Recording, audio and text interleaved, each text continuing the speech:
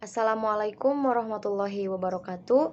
Perkenalkan, nama saya Rida Andani Putri. Saya berasal dari kelas 2A Pendidikan Jasmani NPM 19219111.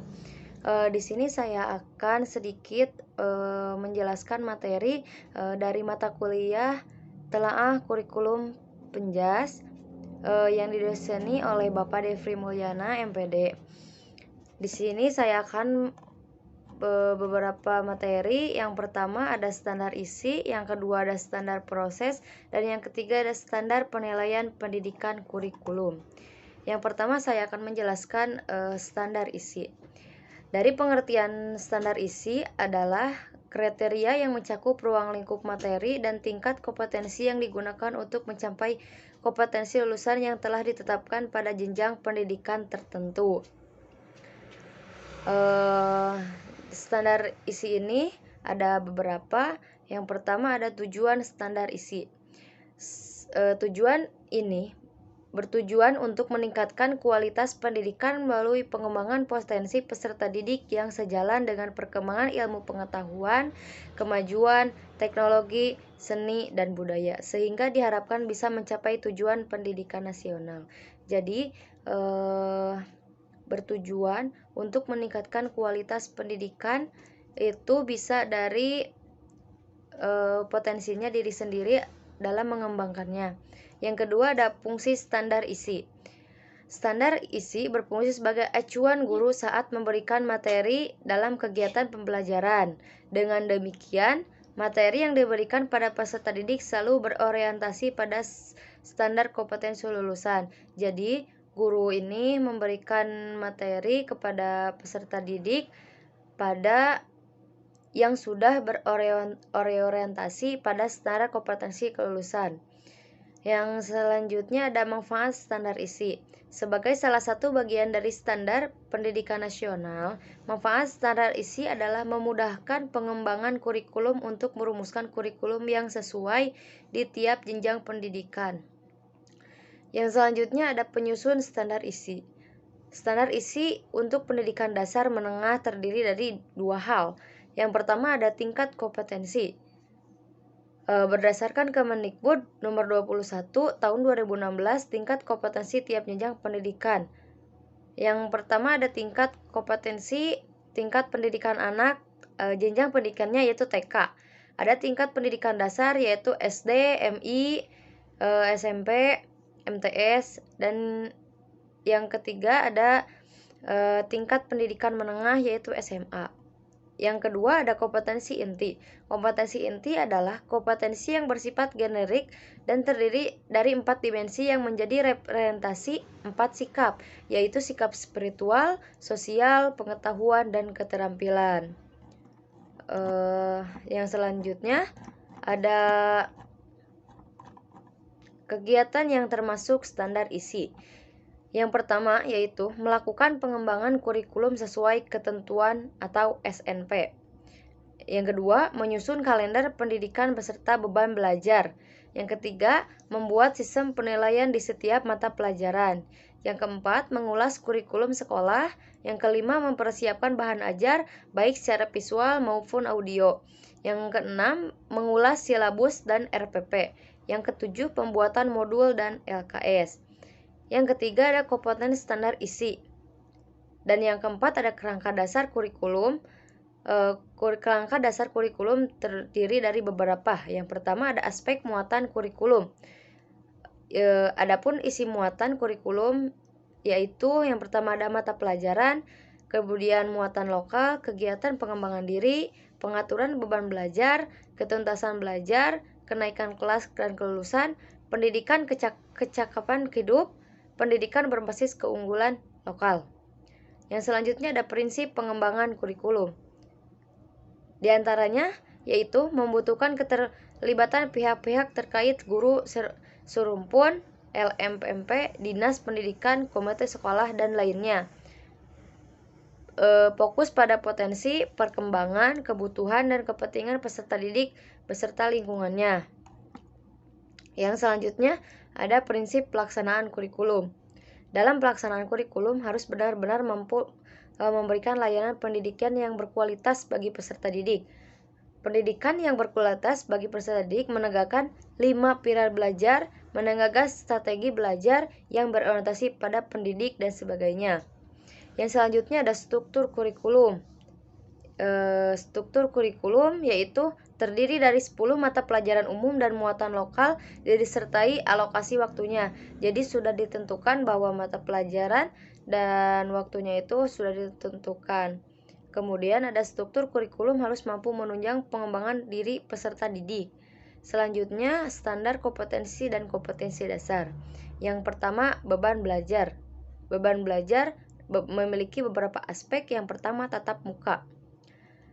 Jam pelajaran dilakukan selama 40 menit. Jadi, pelajaran yang pertama dilakukan secara 40 menit jika itu termasuk 1 jam. Setiap minggu jumlah jam pembelajaran minimal adalah 32 jam. Jumlah minggu efektif per tahun minimal 34 minggu. Terus yang kemudian penugasan terstruktur. Jadi, penugasan terstruktur bertujuan untuk mengarahkan peserta didik agar bisa mencapai SKL. Jadi, penugasan terstruktur itu guru memberikan tugasnya itu secara prosedur, bertahap, dan juga rapih secara terstruktur. Kemudian ada kegiatan mandiri tidak struktur. Kegiatan ini disusun oleh guru agar peserta didik bisa mencapai kompetensi tertentu. Yang selanjutnya ada kurikulum tingkat satuan pendidikan atau KTSP. KTSP terdiri dari beberapa aspek. Yang pertama, pengembangan KTSP. Pengembangan kurikulum ini harus mengacu pada standar kompetensi lulusan yang diterbitkan pemerintah dan dilakukan bersama komite sekolah. Yang kedua ada pengembangan silabus. Pengembangan silabus bisa dilakukan melalui MGMP dengan tetap mengacu SNP yang diterbitkan pemerintah. Agar silabus bisa lebih spesifik, guru juga harus menggunakan referensi berupa buku teks atau pendukung lainnya. Yang selanjutnya ada pengembangan RPP. Jadi RPP dikembangkan oleh guru dan MGMP dengan mengacu pada silabus. Yang selanjutnya ada kalender pendidikan. Kalender pendidikan ini memuat beberapa ketentuan. Yang pertama, awal tahun pelajaran, alokasi waktu untuk minggu efektif belajar.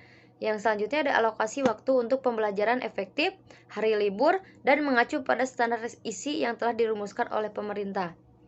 Yang kedua ada standar proses.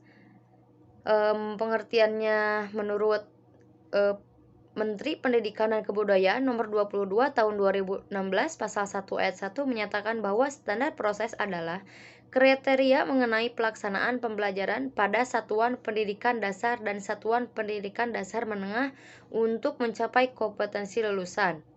Yang kedua ada tujuan standar proses. Yang pertama yaitu memudahkan guru dalam membuat perencanaan di sekolah, baik perencanaan semester atau tahunan.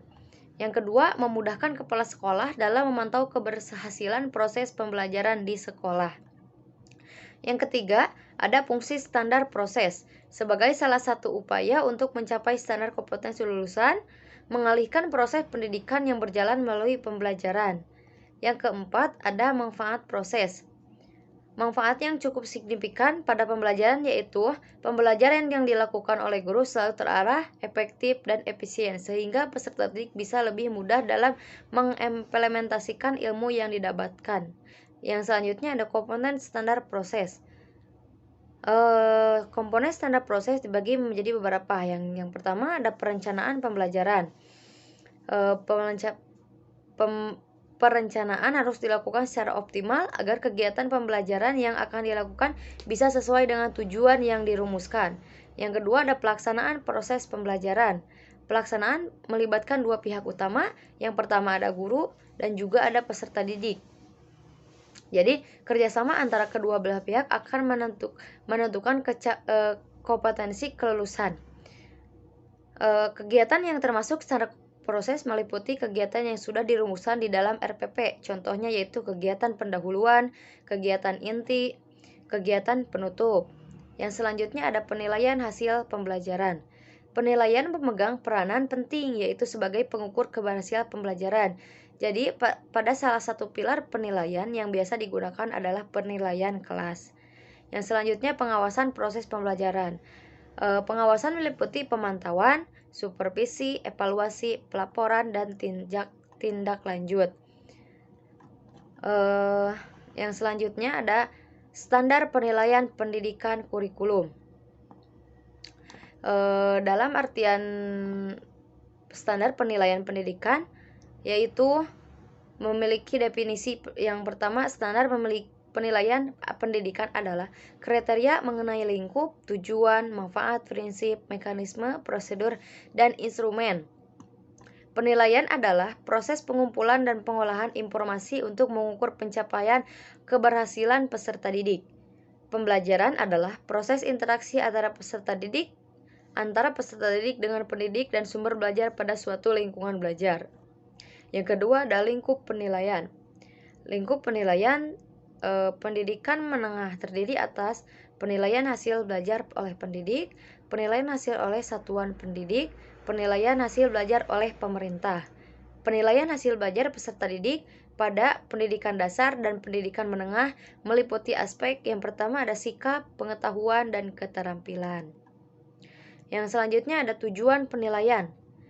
Penilaian hasil belajar oleh pendidik bertujuan untuk memantau dan mengevaluasi proses, kemajuan belajar, dan perbaikan hasil beserta proses pendidik secara berkesinambungan.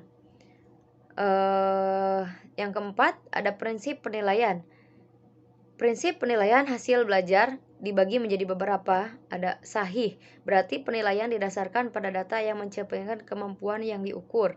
Objektif, berarti penilaian didasarkan pada prosedur dan kriteria yang jelas, tidak dipengaruhi oleh subjektivitas penilai.